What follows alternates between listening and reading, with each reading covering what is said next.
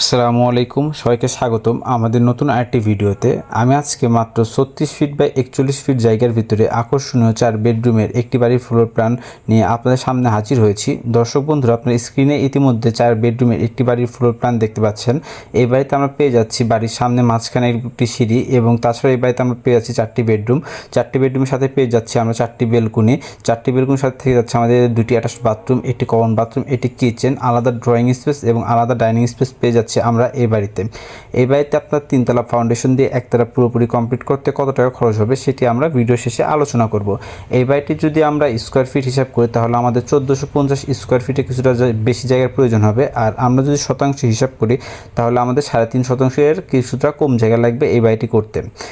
এই বাড়িটি আপনার 3 তলা ফাউন্ডেশন দিয়ে একতলা পুরোপুরি কমপ্লিট করতে কত টাকা খরচ হবে সেটি আমরা ভিডিও শেষে আলোচনা করব, এবং আপনার বাড়ির ড্রয়িং ডিজাইন আমাদের দ্বারা করতে চাইলে স্ক্রিনে দেওয়া হোয়াটসঅ্যাপ নাম্বারে যোগাযোগ করতে পারেন। আমরা যদি এখন ফ্লোর প্ল্যানে প্রবেশ করি তাহলে আমরা 3Dতে যেরকমভাবে দেখতে পেলাম বাড়ির সামনে মাঝখানে আমাদের একটি সিঁড়ি রয়েছে, সেই সিঁড়িটি আমরা এখানে পেয়ে যাব। সিঁড়ির পরিমাপটি আমাদের 7 ফিট 4 ইঞ্চি বাই 15 ফিট 11 ইঞ্চি। সিঁড়ির দুই পাশে আমরা 2টি বেডরুম পেয়ে যাব। আমরা যদি ডান পাশের রুমে আসি, সেই রুমটির পরিমাপটি আমাদের 13 ফিট 6 ইঞ্চি বাই 12 ফিট 6 ইঞ্চি, এবং এই রুমটির সাথে আমরা বাড়ির সামনে একটি বেলকনি পেয়ে যাব, সেটা পরিমাপটি হচ্ছে 11 ফিট বাই 3 ফিট, এবং এই রুমের সাথে আমরা একটি অ্যাটাচ বাথরুম পেয়ে যাচ্ছি, সেই বাথরুমের পরিমাপটি হচ্ছে আমাদের 8 ফিট বাই 4 ফিট, এবং সিঁড়ির বাম পাশে আমরা আরেকটি বেডরুম পেয়ে যাব, সেই বেডরুমের পরিমাপটি হচ্ছে আমাদের 13 ফিট 6 ইঞ্চি বাই 12 ফিট 6 ইঞ্চি, এবং এই রুমের সাথে আমরা বাড়ির সামনে একটি বেলকনি পেয়ে যাব, সেটা পরিমাপটি হচ্ছে 11 ফিট বাই 3 ফিট, এবং এই রুম থেকে যদি আমরা বের হয়ে একটু সামনের দিকে আসি তাহলে আমরা পেয়ে যাচ্ছি একটি ড্রয়িং স্পেসের ব্যবস্থা। ড্রয়িং স্পেসের পরিমাপটি আমাদের 11 feet 6 inch by 11 feet 7 inch. Drawing স্পেসের সাথে আমরা পেয়ে যাচ্ছি একটি ডাইনিং স্পেসের ব্যবস্থা।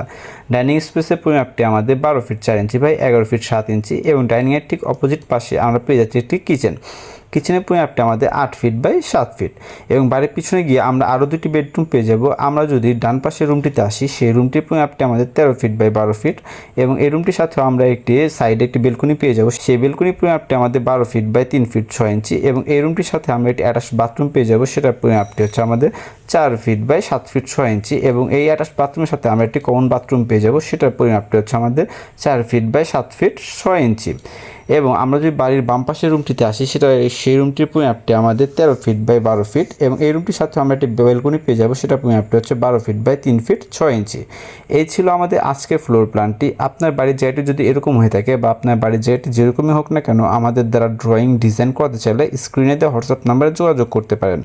এই বাড়িটি আপনার 3 তলা ফাউন্ডেশন দিয়ে একতলা পুরোপুরি কমপ্লিট করতে আনুমানিক 25 থেকে 27 লাখ টাকার মতো খরচ হতে পারে।